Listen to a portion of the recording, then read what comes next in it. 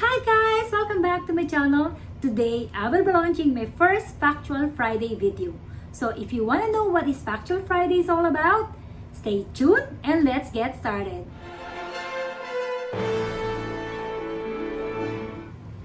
By the way, this is GQ. I'm a lawyer, a law professor, and a budget-friendly fashion enthusiast.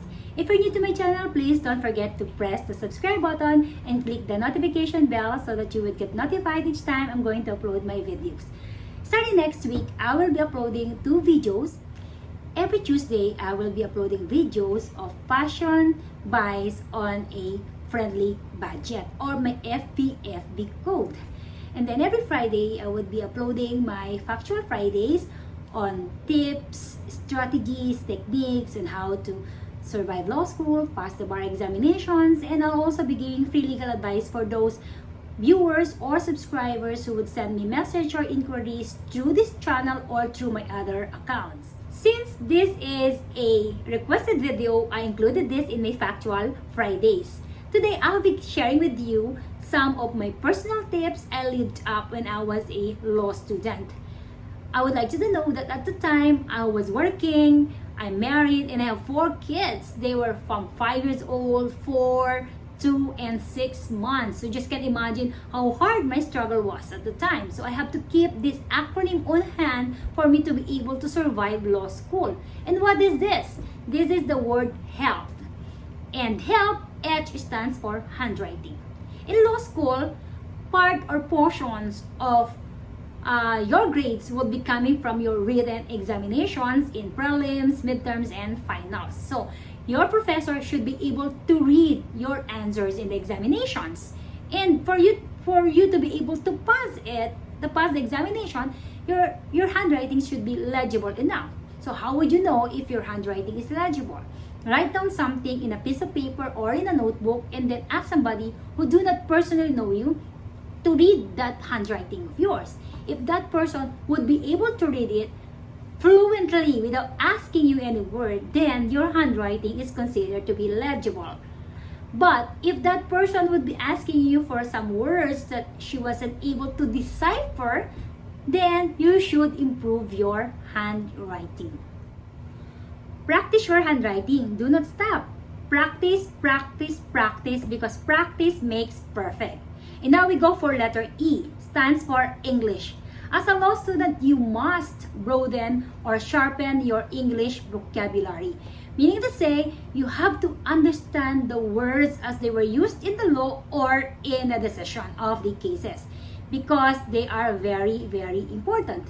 And then also, you have to equip yourself with proper grammar, because most of the time the professors would ask the students to recite, and it's better if you can conduct yourself in a good speaking manner and at the same time equipped with proper grammar. Next to that, you must practice correct sentence construction, not only in the way you speak but also in the way you write, because it is also important to express yourself properly in the way you would like to be understood. Next to that is letter L, and for me, L has 2 meanings. First, it could be law and logic. Well, let me first discuss what is law all about. As a law student, you are expected to understand the spirit of the law, why the law was enacted in the first place. And also, you have to understand the rationale of the law as applied in a particular decision. Because as a law student, you need to analyze a lot and you have to think why a law has to be applied as a remedy or a solution to a particular problem and why the case was decided in that particular way. Now, some of the law students are used to memorizing the law. You should actually memorize the law if you have that capacity or ability to memorize law verbatim or words for words. But if you cannot, then I advise you to just understand the spirit of the law so that you would know when and where to apply this particular law provisions.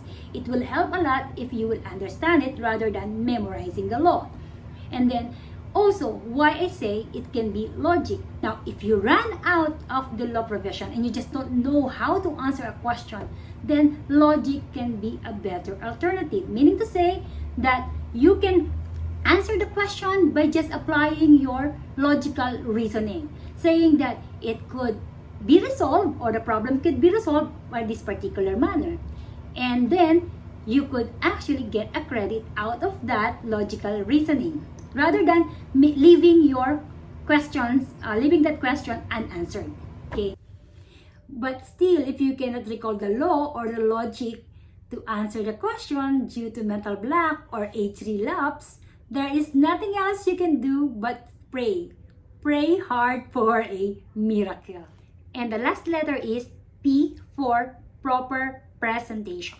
It's like you are presenting yourself. You are the answer. A properly presented, complete package. Parang gift that is actually properly wrapped with ribbons and designs with matching cards. In the writing style, I have this principle of observing space. Space between words to another word, and then space from a sentence to another sentence, and then paragraph to another paragraph. How do you do that? Make sure that your word is separated to the next word by at least a small space. And then your next sentence should be separated by a period and then a little more space. And then your paragraph will have to be separated again through a single space before you proceed with the next paragraph to separate it from the thought of the first and the second and the third paragraph. It's the same thing in your answer, so that your professor or whoever will be checking your examination would accept or understand your answer if it was properly presented. And how do you do that? You have to be responsive to the question, meaning to say you have to answer what is being asked. If it calls for a yes or no answer, then you have to say yes or you have to say no.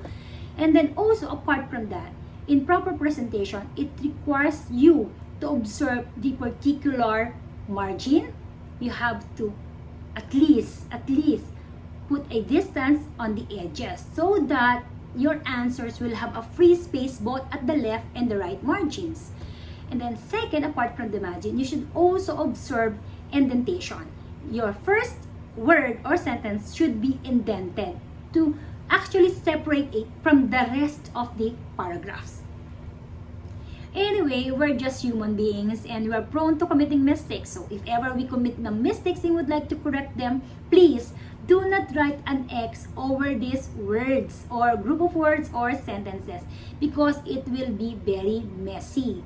So we don't like ourselves to be messed up. So what we're going to do in order to correct that is we get a ruler or a folded paper. If you do not have that, you can even use your belt as a better alternative.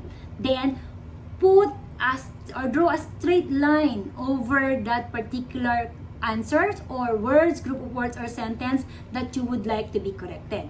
And after drawing a straight line, you can place your correct answer on top of that straight line as a replacement to that previous answers which you think is actually wrong. Now, why I do not suggest these wrong answers to be placed in a open or closed parenthesis is that you would only confuse your professor whether this answer enclosed in an open closed parenthesis is actually correct answer or wrong answer, and he or she needs to consider that. Sometimes it gets me thinking that I was the one who committed the mistakes, but yet it was actually the product or the output who's suffering the consequences, and it's unfair. Also, apart from these tips that I've given you, you also have to set something in attitude or in character within yourself to be able to survive law schools. And what are these? Like any other profession, you have to actually want it by yourself, not by anybody else, okay?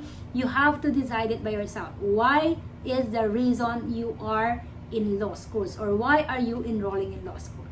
The reason I asked you if this was your own decision, because if this was your own decision, it could have been your ambition or your dream to becoming a lawyer.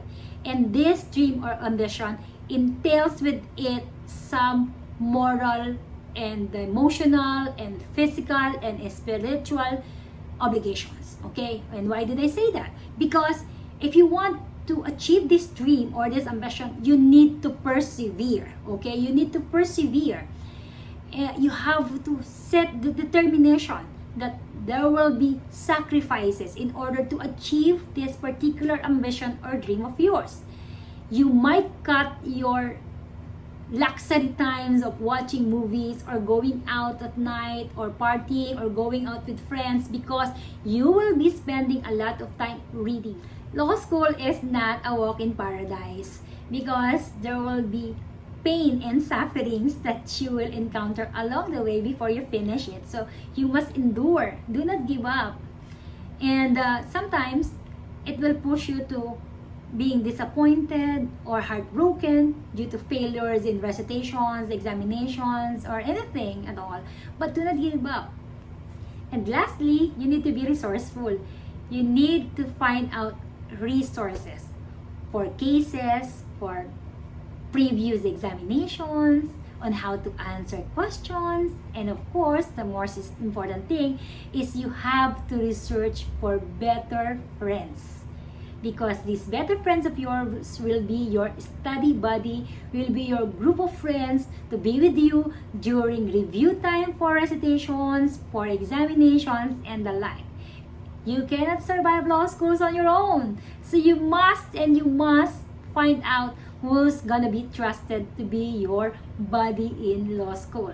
And this particular aspects, I leave that to you guys. So if you have any more suggestions or pointers that you would like to share, please place it in the comment box below and I'll be happy to read them and share it with our viewers and subscribers. So if you find this video of mine helpful, because I will be uploading more videos of this nature and also be answering questions on legal remedies and other free legal advice. So if you think that it relates to you guys, I encourage you to please subscribe and click the notification bell so that you would be notified if and when I will upload my videos. Thank you very much guys and see you soon.